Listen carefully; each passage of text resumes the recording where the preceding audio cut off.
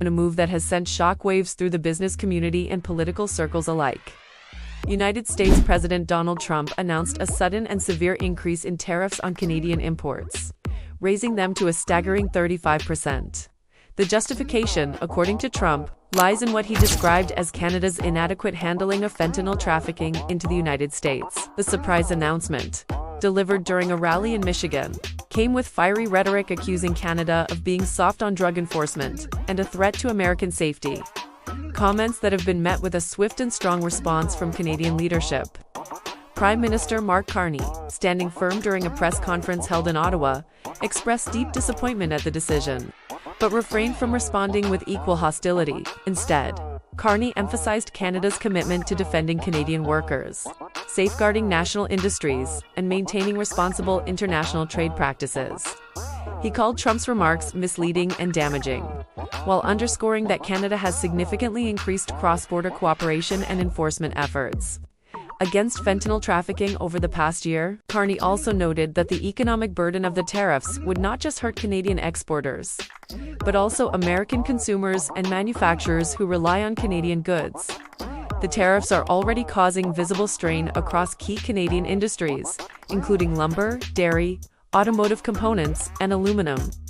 Sectors that have long been integral to the Canadian economy and deeply entwined with USA supply chains. For example, a family-owned lumber company in British Columbia, which exports nearly 70% of its product to American construction companies, reported that it would have to lay off nearly 30 workers within weeks if relief or resolution is not reached.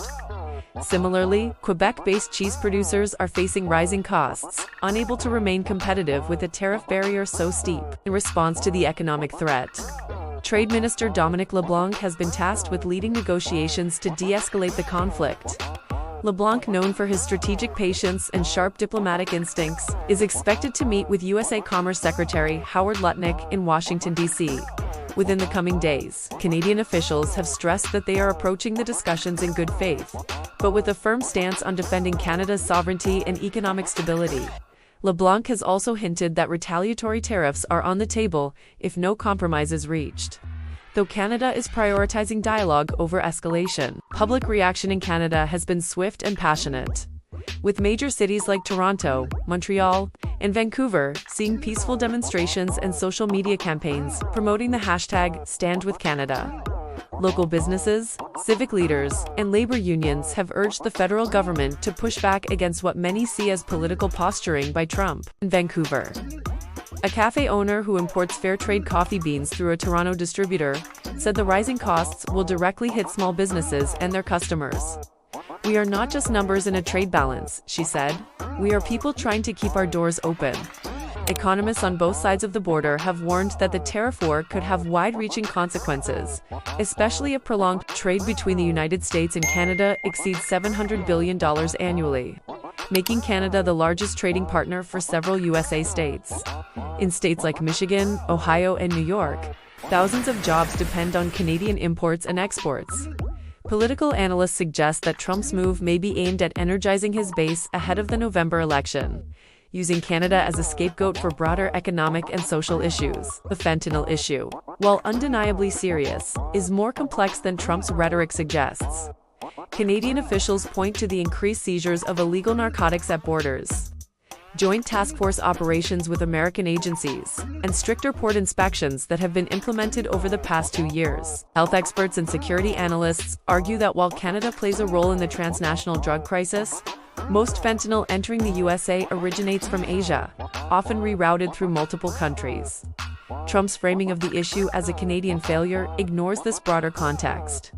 While the diplomatic community hopes for cooler heads to prevail, tensions remain high. Political cartoons, late-night shows, and viral memes have fueled the cultural dimension of the conflict, portraying Trump as reckless and out of touch, and Canada as calm but determined. Canadian late-night host Sarah Chan joked on her show, "We apologized for the War of 1812, and now we are being fined for being polite." While humorous, the sentiment reflects a growing frustration among Canadians who feel unfairly targeted. Meanwhile, behind the scenes, quiet diplomacy continues. Advisors from both countries are said to be working around the clock to find a pathway to de-escalation. Prime Minister Carney and President Trump have reportedly agreed to a private phone call later this week. Though the tone and potential outcome remain uncertain, senior Canadian officials are also reaching out to governors of affected USA states, building alliances at the state level to apply political pressure from within. As negotiations approach, Canadians are watching closely, not just for economic outcomes, but for a reaffirmation of mutual respect between two nations with one of the longest undefended borders in the world. The tariff hike is more than a financial blow. It is a diplomatic signal, and how it is answered may shape Canada-USA relations for years to come. What started as a single decision over trade has now sparked a national conversation about sovereignty, diplomacy, and the resilience of Canadian identity in the face of external pressure. As Canada stands firm and diplomatic efforts unfold, this moment is more than just a trade dispute. It is a test of national resilience, economic strength, and political resolve. Whether negotiations ease tensions or escalate them further, one thing is clear: Canadians are watching, united and ready to defend what matters most. If you found this story insightful, make sure to like, share, and subscribe to Wes's Best, your trusted source for Canadian news that goes beyond the headlines. Hit the notification bell so you never miss the stories shaping Canada's future.